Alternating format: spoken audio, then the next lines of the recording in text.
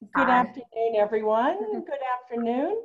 I think we're going to move to mute.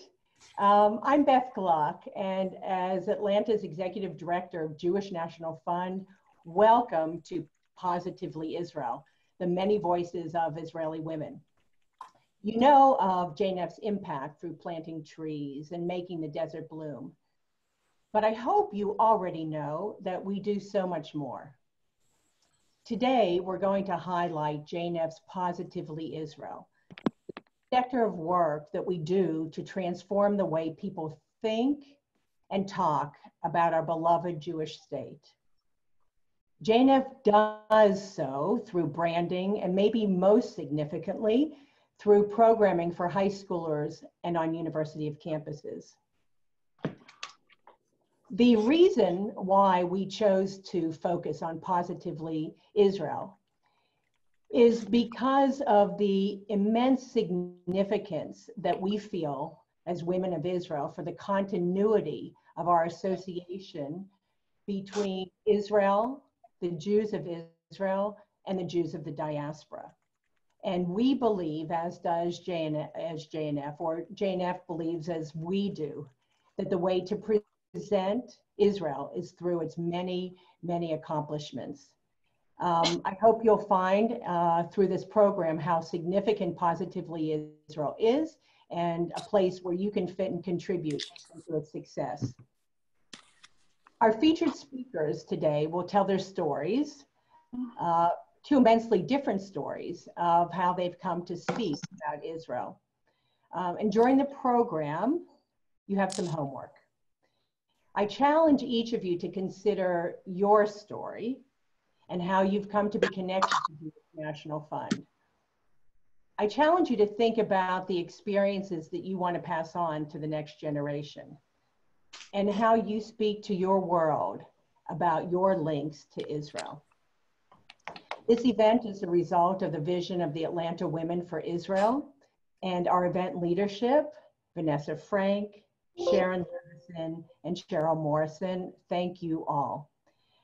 As a little tip, I want to give you a hint to stay with us to the very end of our program for a positively memorable performance, something that will make you feel good and really remember this time we spent together. So let's start our program by meeting a few of JNF's Women for Israel.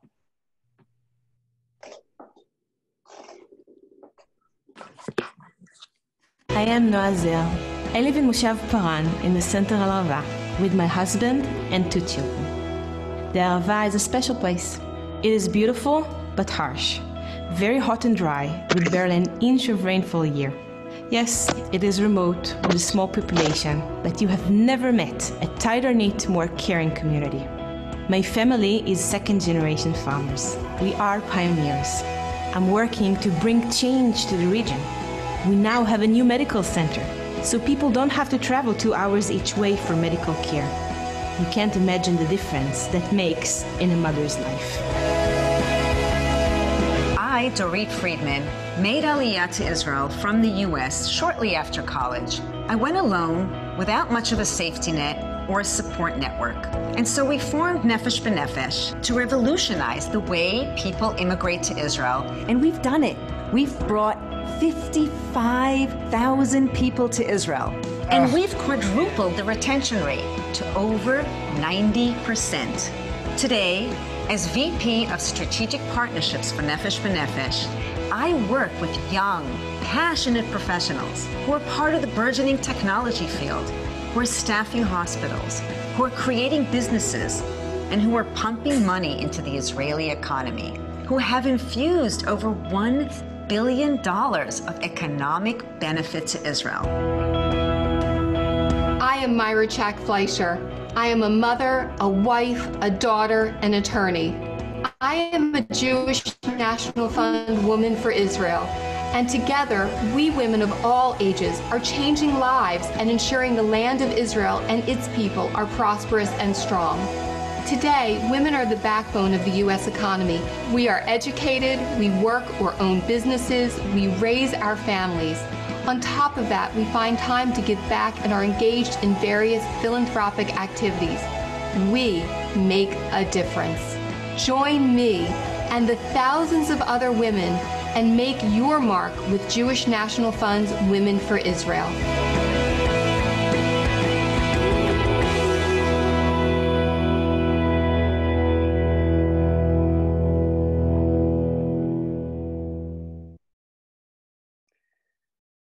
Shalom. Good afternoon, dear women of Jewish National Fund.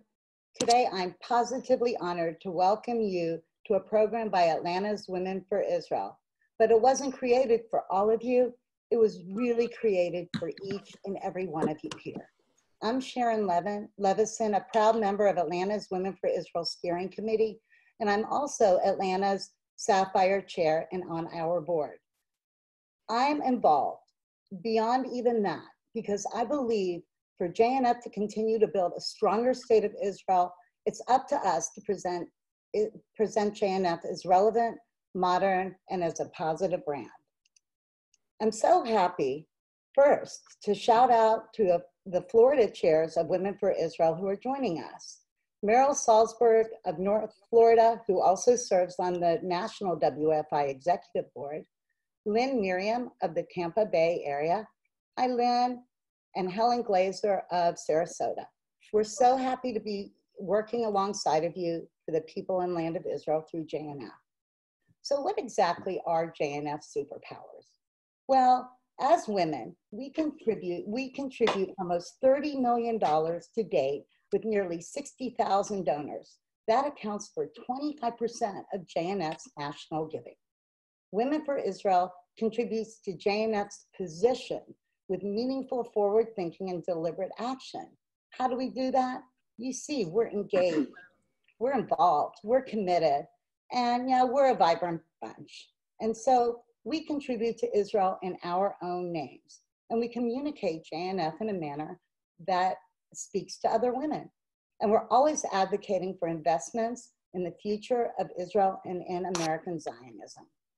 So, if today you choose to be a first-time donor to Jewish National Fund, as JNF's National Community Campaign Co-Chair, I say, welcome, thank you.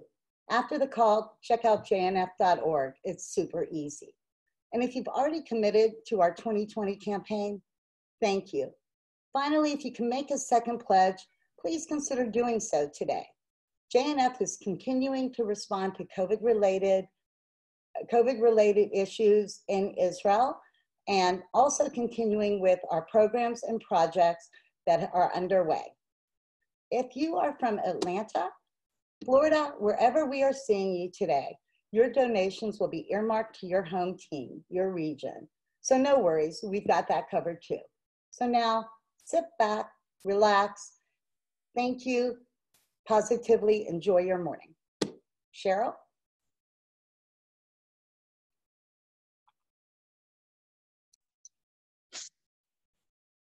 Sheryl, go ahead and unmute.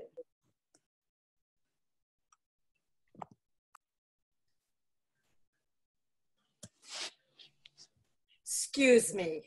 Shalom to all of you wonderful women.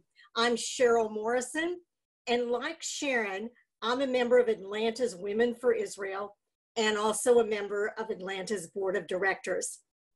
As a Christian Zionist, I am passionate for the well-being, for the security, and for the safety of the state of Israel and her people. It was this passion that brought me to JNF, an organization that I love and I'm very proud to be part of.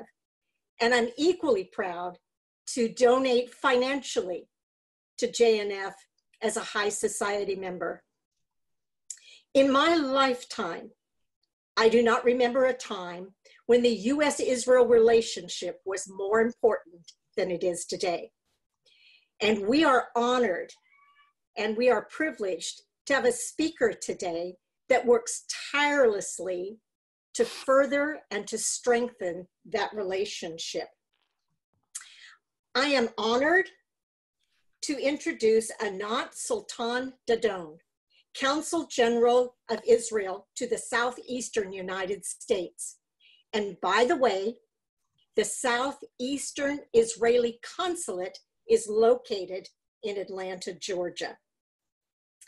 The consulate is intimately involved in changing the conversation about Israel from one of war and conflict to one of diversity, opportunity, and progress. She is also a leading voice addressing anti-Semitism and racism, and is known as an advocate for those with special needs, a cause that the Jewish National Fund cares deeply about. And ladies, as you listen to Anat speak, if you have a question that you would like to ask her, go to the chat, put your question in, and as time permits, we'll answer as many of them as we can. Anat, we are honored to have you with us today, and we are also privileged to listen to you speak to us about what it means to represent Israel on the world stage. Anat, welcome. Thank you so much for the warm welcome, Sheryl. Thank you, Beth, and thank you everyone for being here. I have to say that this month marks 1 year to my assuming my position here in Atlanta, and it was actually the JNF that put on the first welcome reception, receiving me really very warmly when I arrived. So nice to be able to mark the 1 year with you as well. So I've been requested to briefly speak about my personal life, my journey to the diplomatic corps and representing Israel, the consulate's work on anti-Semitism and racism, and what JNF means from my perspective. So I'll briefly try to address those, and would welcome then any questions so that I can also answer whatever may be of interest. And my apologies to those who have already heard some of what I will be saying. So as I mentioned, I arrived here a year ago with my husband and our 3 girls. This is our 5th posting in a journey that we began, my husband and I, about 16 years ago when I joined the Israeli Diplomatic Foreign Service. I joined it 16 years ago, but I also, in a way, grew up in it. So representing Israel is something that I was raised on. My father is a retired diplomat, and growing up, I grew up in Israel, but also in different countries around the world where he was posted representing Israel. And so it is something that I grew up with. I watched in admiration what my father was doing. I thought it was fascinating, and I lived it. As a young girl, one of our postings was to Cairo, Egypt, just a couple of years after our peace treaty with Egypt had been signed. Things were still very fresh. Not everyone was enthusiastic and accepting, and those are some of the conversations that I encountered even in school.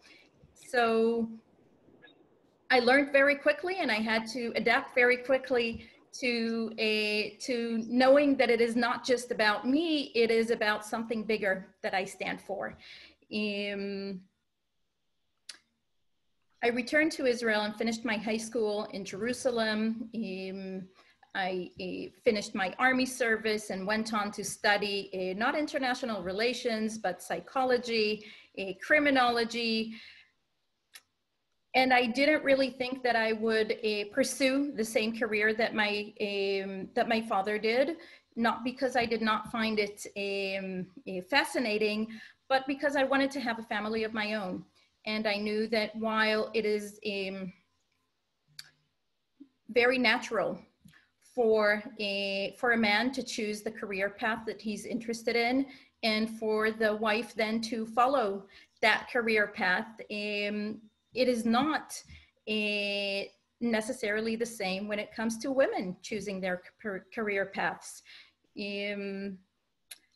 I'm very happy and privileged to have chosen well not only a career path, but also a husband, which preceded this career path, because my husband, Yaron, is the one that actually encouraged me to apply for the Foreign Ministry's cadet course.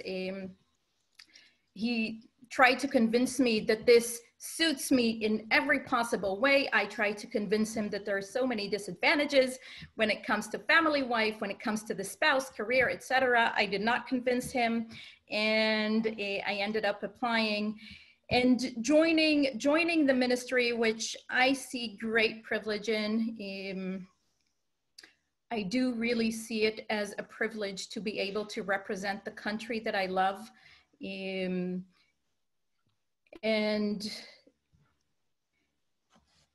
that is what I've been doing for the last 16 years, and what I hope to continue to do.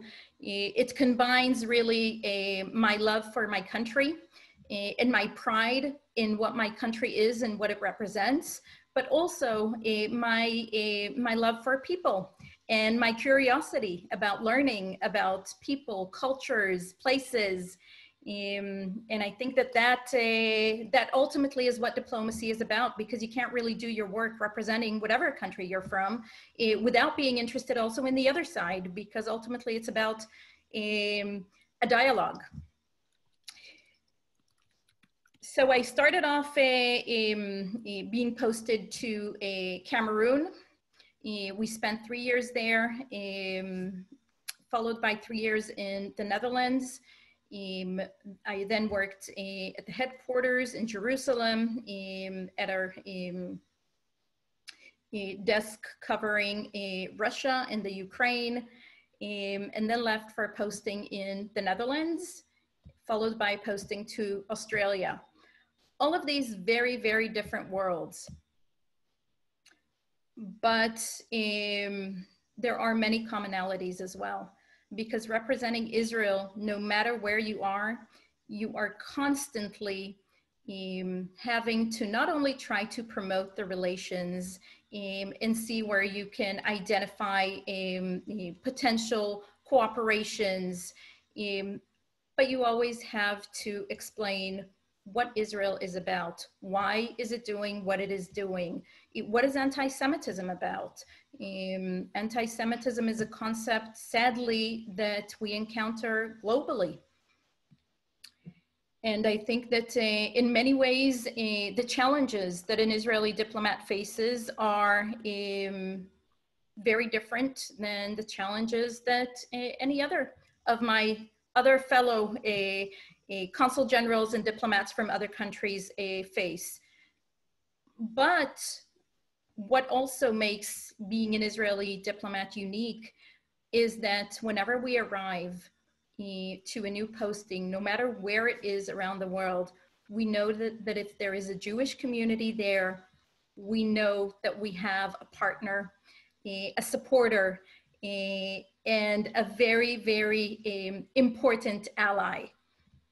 And that is what I have been fortunate to find in Atlanta and in this region in general. We are incredibly, incredibly fortunate to have such a strong and active Jewish community. And this is true for our region here in the Southeast United States, but it's true for the United States on a whole. I think that the Jewish community here plays an incredibly important role in the relations between Israel and the United States.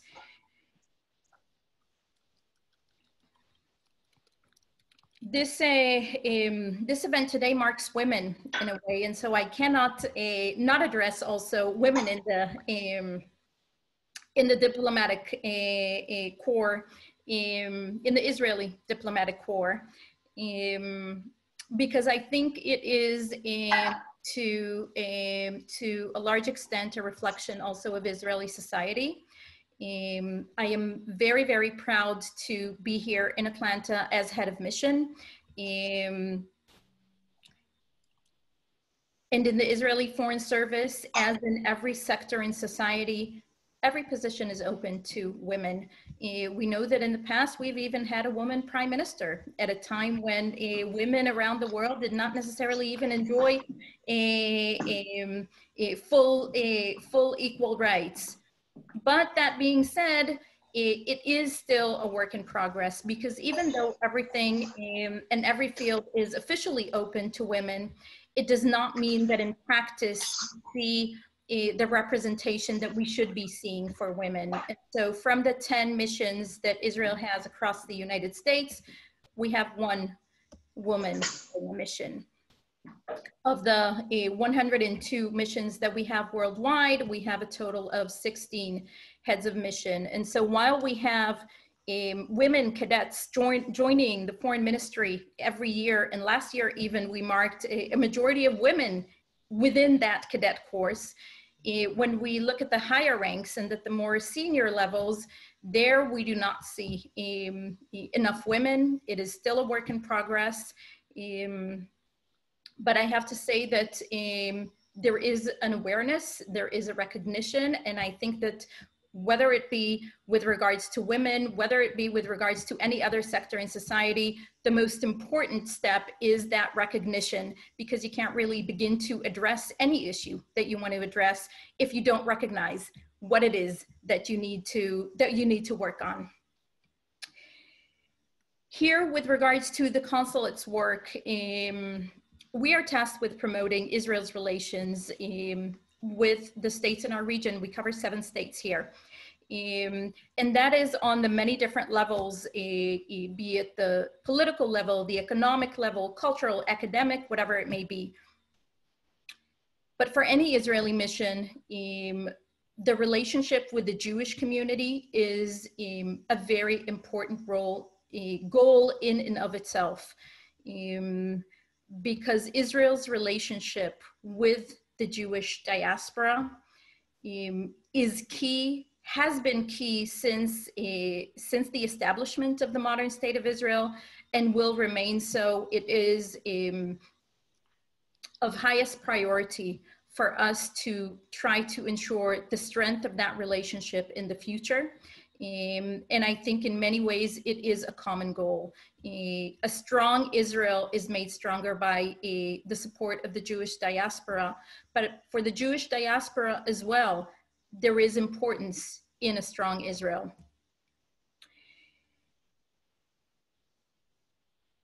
And while I've made a lot of efforts to get acquainted and have conversations within the Jewish community, there are other communities here as well, with whom we are trying to promote, strengthen relations. And one of those most important communities is the African American community. Now we see it highlighted during this point in time, because as we all know, we are witnessing a very unique, historic, many say, point in time for the United States with regards to the African American community and the conversation about racism and everything in that regard. We have always pursued a relationship with the African American community. I think that this is something that has existed in the past. There was a very, very strong relationship between Israel and the Jewish community with the African American community. I think that over the years, many have forgotten, and certainly among the younger generation, many have forgotten where we have commonalities and where we have common interests, and not only what has brought us together in the past, including with regards to the civil rights movement here in the United States, but also where it is of relevance today. Because if we are very concerned with the issue of anti-Semitism, and we are very concerned because we see it on the rise globally, but also here in the United States. We know that in order to effectively combat anti-Semitism, we cannot do it on our own. It cannot be left to the state of Israel or to the Jewish community to effectively combat anti-Semitism. So too, racism. The combating racism cannot be left to those who are the targets of it, and it goes as well towards with regards to any form of hate. And so, a lot of the programming that we are working on. Excuse me, Consul General. I'm going to. It's Beth Gluck. I'm going to interrupt just to allow for just a moment. We have so many questions. Just for a moment. To answer your question. Absolutely. To ask you a question, excuse me. What I see in the questions has to do, really what you're talking about now is in partnership, but the questions have to do with language. For those of us who don't work in the structure of a diplomatic corps or in a professional position, when we're dealing with different communities, with the Black community or a community that may not be so supportive, what kind of language do you find is most effective that we can adopt to promote positively Israel?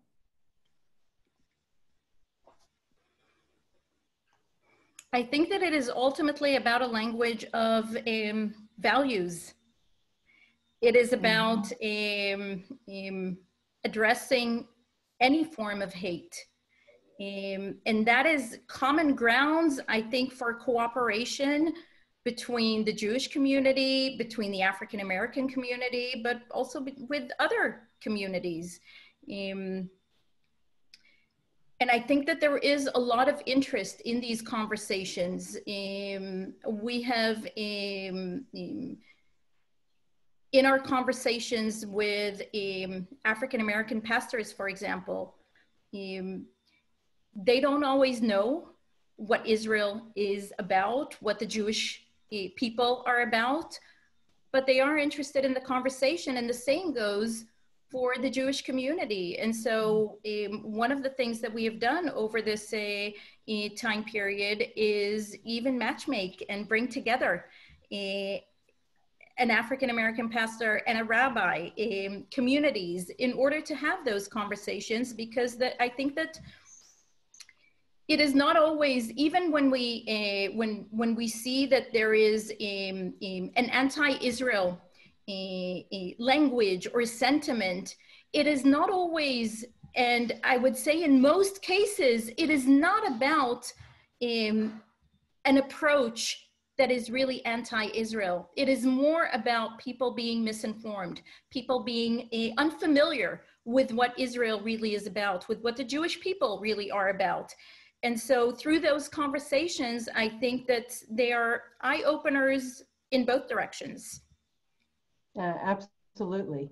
So the message that you're giving us, you know, if we're asking ourselves the question about how as we women who care about Israel and express our support through Jewish National Fund, how do we better advance positively Israel? The answer would be through shared values, through basic human values, and that an awareness of what we value about Israel, an awareness of that and having that top of mind will enable us to be strong, secure spokespeople for Israel. I think that's really, no pun intended, but valuable. Thank you. Thank you very much, Consul General. We really appreciate being able to work alongside you here in the Southeast, and thank you very much for your time. I'd like now to introduce one of the co-hosts of our program, Vanessa Frank. And Vanessa, it's yours to talk about our next guest. Thank you. Thank you, Consul General, too. Hello, I am Vanessa Frank, and my story began miles from Atlanta in Cape Town, South Africa. As you can imagine, to be a Jew and a Zionist in South Africa is quite different than it here in the States. It's even more so, it was even more so in the 70s when my parents were just starting to build their family. And after they spent a year in Israel, a seed was planted and a love for the country grew. I have chosen to carry forward their commitment to Israel and to nurture those seeds through Jewish National Fund. And I'm especially proud to be a woman for Israel. My eldest is just 14 years old, and I'm already thinking about what it's gonna be like for her to leave this warm, beautiful womb of Jewish Atlanta and stand on her own as a Jew and as a woman. And I turn in appreciation to JNF's Positively Israel's menu of programs. Its continuum of Zionistic education prepares our children to speak about Israel. Their work on campus opens the eyes of non-Jewish student leaders, professors, and influencers. And JNF's message is one of pride and confidence and commitment to all that my husband and I believe in. As a follow-up to this program, you will receive additional information about JNF's Positively Israel program. Unfortunately, we found out this morning that TT has coronavirus and will not be able to join us live.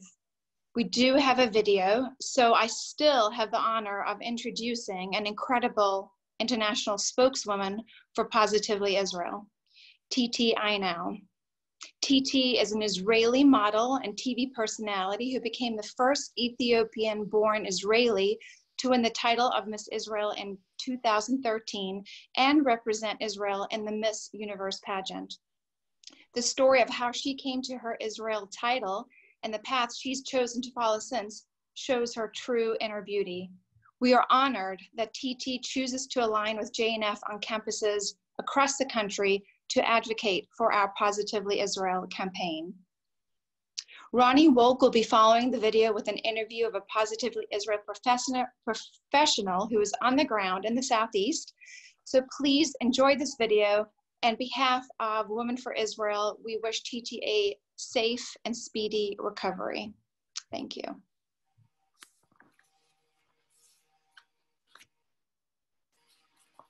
I realized that I have really power. Maybe I can do more for the community. Maybe I can do more for people. This morning, Ithaca College was visited by Yatish Ainau, an Ethiopian immigrant who rose to fame as Miss Israel. The beauty about our country is that we can send every year different beauty to the Miss Universe competition. You know, we can send the blonde girl with the blue eyes. We can say Japanese, because we have from everything.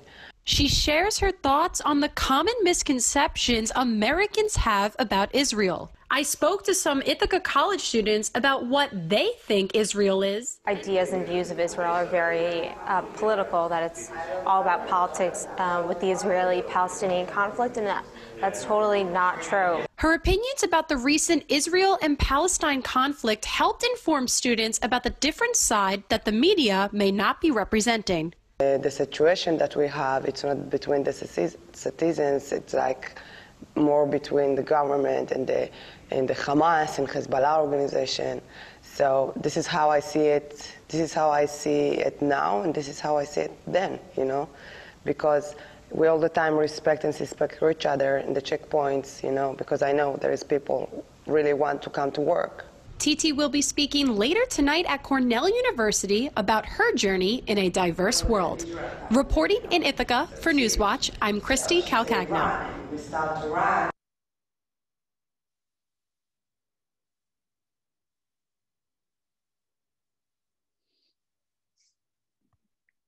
Hi, everyone, and welcome.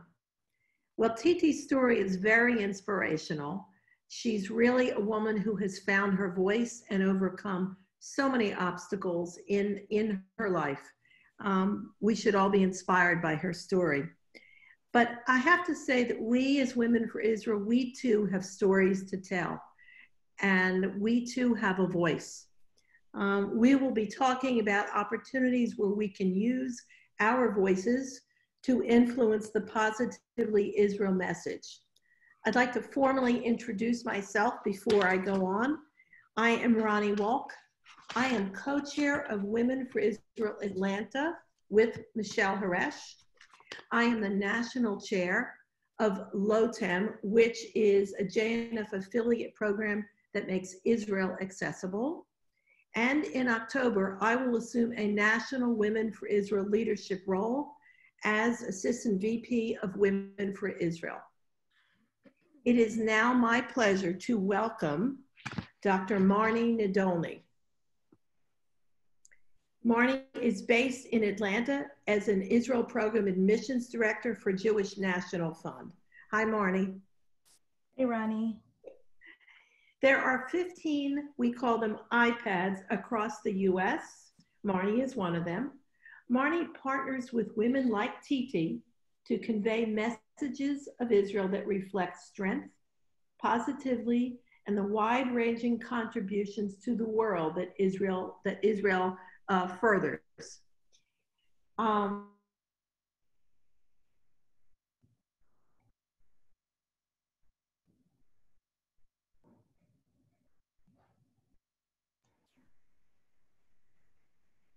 Marnie, do you want to just jump in, if you will? It sounds like Ronnie froze. I'd like to talk some about what we as Jewish National Fund professionals do in the arena of Israel education and Israel advocacy among many, many different age groups. So the Jewish National Fund takes the future of Zionism very, very seriously. And one of the ways we do that is by promoting this positively Israel message to many different age groups, as I said. We focus on the good that comes out of and exists in Israel, such as technology, water innovation, community support and development, and models of successful integration of residents with disabilities, for just some examples. We're able to showcase Israel's positive qualities and contributions and garner support. And by the way, we're not the only ones who do this. This is really consistent with Israel's strategy. When you look at how Israel handles their PR, you don't see Israel arguing against negative and hateful press. What you see Israel doing is continuing to offer humanitarian aid around the globe, continuing to teach agricultural technology to different countries, and continuing to provide its technology and medical innovations to citizens around the world. These positive contributions to the world continue to show reasons why people should support Israel rather than being defensive and show reasons, why we have to argue with the people who are anti-Israel. Marnie, I hope I'm back. Am I back? Do you all hear me? Good. Wanted to ask you what trends you were seeing today on campus.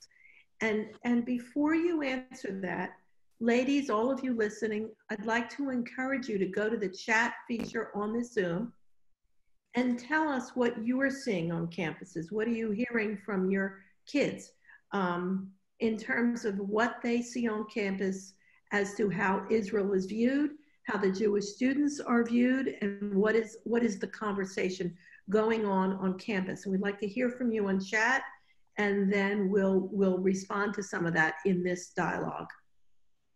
Okay. Marnie? So I could talk some about the things that we do and what we see. So my region is the Southeast United States, not including Florida. We have other people who have my same position that are in Florida. And we tend to be a pretty conservative lot in the Southeast. But there are some campuses around the country that are very, very progressive.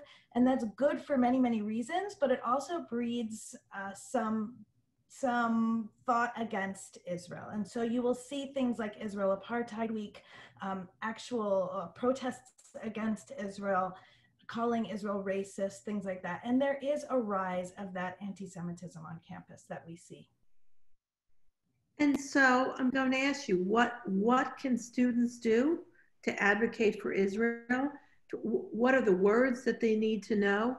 And what can we as moms, what can we do to help our students on campus as well? Sure. Well, one of the things we do, I could just go into my job a little to show how we start from a young age, where we teach kids from preschool on up. We show them amazing contributions that Israel provides to the world. We show all the positive things about Israel. We have programs even for young high schoolers in our what's called our Sababa Society, where we take the kids through different aspects of Israel and the Jewish National Fund's work to show that Israel isn't just about politics, but it's about innovation and technology. Then we also have something called Alexander Muss High School in Israel. This is an amazing, amazing program where kids go in their 10th, 11th, 12th grade of high school to Israel for anything from 6 weeks to a full semester. And not just do they learn their 4,000 years of Israeli history, they also can take their regular classes. But what's happening with these kids when they go to Israel in our program is they're learning to become articulate proponents of Israel, so that when they come back and they go to their college campuses, they're able to speak articulately and intelligently about things that are happening in Israel. Education really makes the difference. A lot of times on campus, you see students are maybe they join that anti-Israel or pro-Palestinian march because they just don't know the real facts. And what happens is, you know, when you're that age, you want to root for the underdog and you want, you know, peace and happiness in the world, and you think that's the way you're going to get it. But educating the students on what's really happening could even help the political situation more, because you realize where it is you need to, you know, give your efforts in order to help all sides of what's happening in the Middle East. So that's one thing that the Jewish National Fund does. And then we move on to the college campus, where we have programming not just for our Jewish students, but for students beyond the Jewish faith. There are students that, of course, we have strong Christian Zionists, and that group of people is as important and even more sometimes than the Jewish students to reach. It's a bigger group out there. We have a great program called Caravan for Democracy. Caravan for Democracy takes Jewish student leaders from around the country. We've taken 80 students a year to Israel on an all expenses paid trip to learn about Israel and see the work that the Jewish National Fund does and bring that information back to their campus. And so we have these student leaders on campus who now become Israel proponents.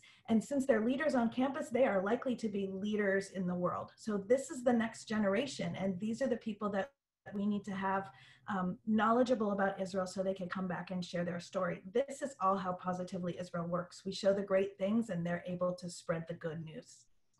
So I have a follow-up. I'm looking at the chat and I see that Lynn has weighed in, and she has said she works as a liaison and visits the Hillel on campus, and she talks to the students.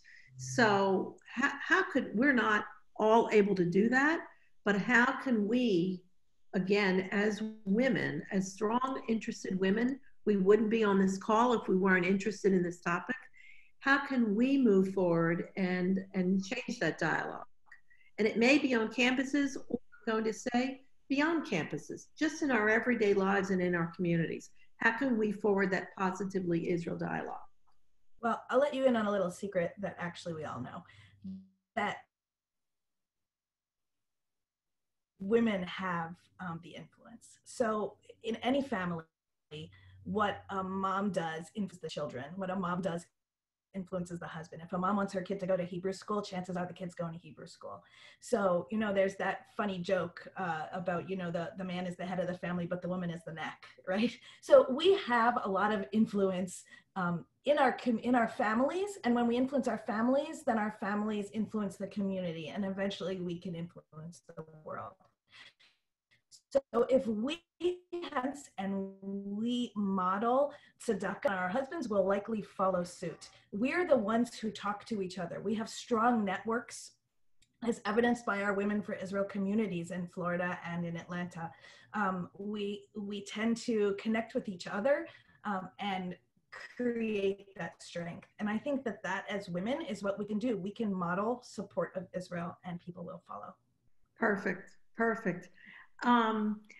What I'm going to tell you all is that in our follow-up email after this event, we will be giving you all the tools and ideas of how you can speak to this topic and share this with your families, with your children, with your community. So we'll be doing that as part of a follow-up.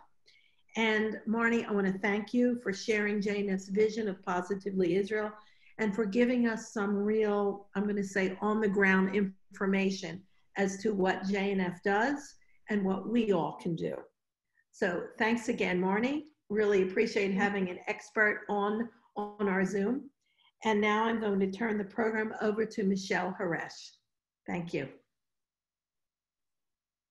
Hi, I'm Michelle Haresh, co-chair with Ronnie Walk of Atlanta's Women for Israel. I am also on Atlanta's board of directors.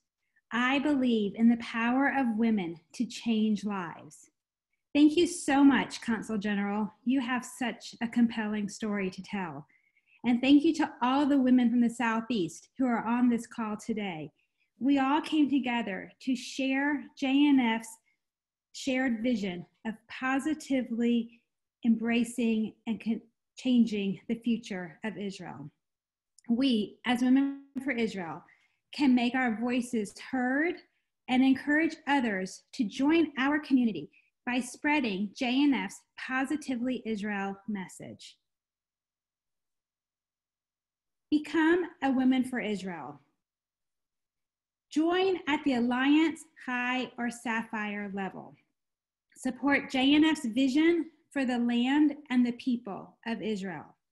You can be a giver, a doer, and you can change lives. And now we will close with a spectacular performance from one of Israel's favorite performers, David Broza, the James Taylor of Israel. David Broza performed for JNF's Spectacular Sunday Telethon in June, which raised about $1.5 million for JNF's work. He is treating us to one of his most greatest hits called Yeh Tov, which essentially means everything will be okay. You can sing along with him, and if you don't know the lyrics, you can find them in chat. Thank you for joining us. As Women for Israel, we are better together.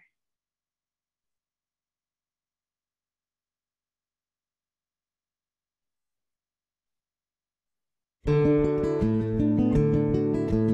big shout to the Jewish National Fund for all you do to develop Israel. I'm thrilled to sing for you all, to help raise money to populate and develop the beautiful Negev in Galilee. אני מביט מהחלון, זה עושה לי די עצוב. האביב חלף עבר לו, מי יודע אם ישוב. הליצן היה למלך, הנביא נהיה ליצן. ושכחתי את הדרך, אבל אני עוד כאן. ויהיה טוב, יהיה טוב, כן. לפעמים אני נשבע. אז הלילה, הלילה, איתך אני נשאר. And a special verse that says that we shall learn how to live together under the olive trees,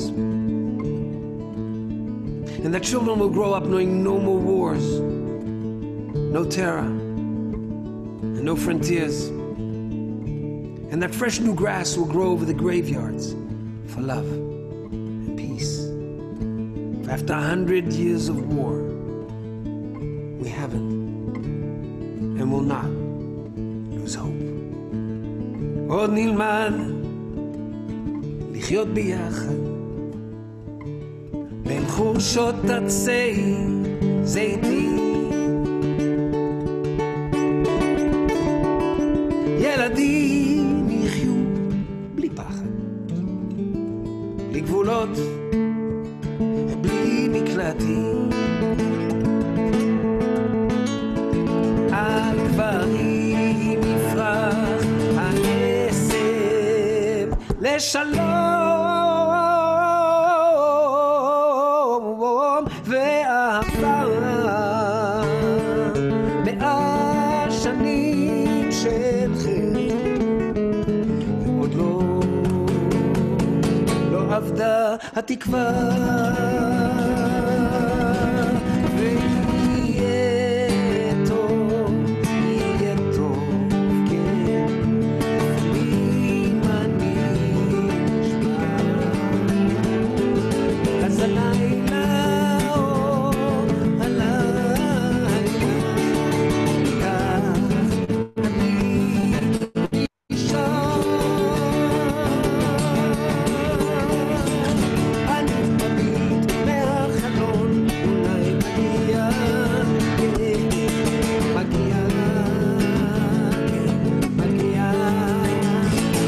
יום חדש.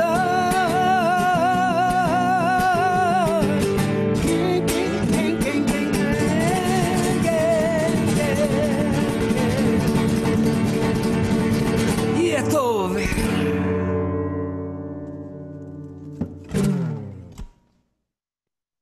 Thank you so much, everyone, for joining us today. I hope you just enjoy David Broza's performance, and I hope you all have a wonderful rest of your day. Thank you. Goodbye.